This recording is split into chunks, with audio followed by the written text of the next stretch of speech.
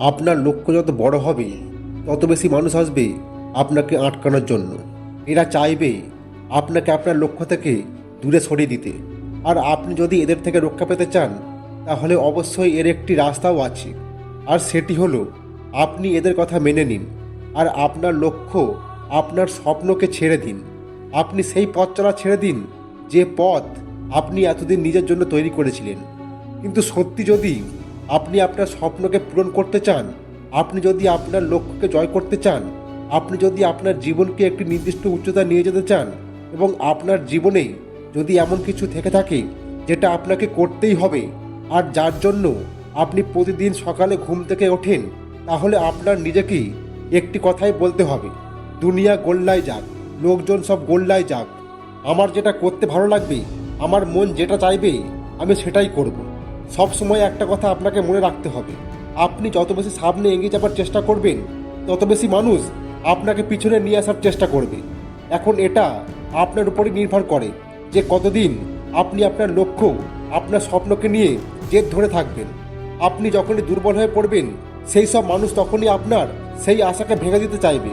সেই জন্য আপনাকে এইসব মানুষের সাথে লড়াই করতে হবে। আপনার গন্তব্য, আপনার চিন্তাভাবনাকে শক্তিশালী করতে হবে, আপনার চাওয়াগুলোকে সর্বদা স্মরণ করতে হবে, আপনার লক্ষ্য, আপনার প্রতিটি পদক্ষেপের দিকে এগিয়ে যেতে হবে। এখানে অনেকেই আপনার শত্রু হয়ে যাবে, অনেকে আপনাকে পাগল আর জেদি বলবে, কিন্তু আপনি কি জানেন, মানুষ যখনই আপনাকে জেদি আর পাগল বলা শুরু করবে তখনই আপনি বুঝে নেবেন যে আপনি আপনার সঠিক লক্ষ্যেই আছেন। কারণ ইতিহাস এমন অনেক জেদি আর পাগল লোকে ভর্তি যারা তাদের এই জেদ আর পাগলামি দিয়েই পুরো পৃথিবীকেই বদলে দিয়েছে।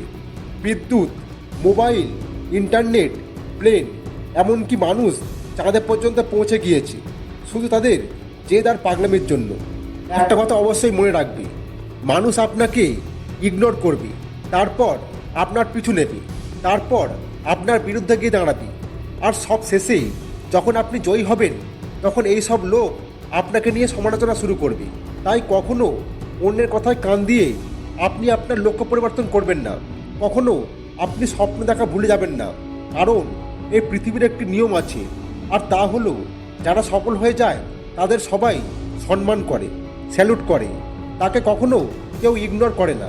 আর এটাই হলো সফলতার পাওয়ার। তো বন্ধুরা, ভিডিওটি কেমন লাগলো? আশা করছি খুব ভালো লেগেছে। আর যদি ভালো লেগে থাকে তাহলে অবশ্যই মিস্টার বেঙ্গল রাজু চ্যানেলটিকে সাবস্ক্রাইব করে আমাদের পাশে থাকবেন। তবে দেখা হবে নেক্সট ভিডিওতে। ততক্ষণে জয় হিন্দ, জয় ভারত।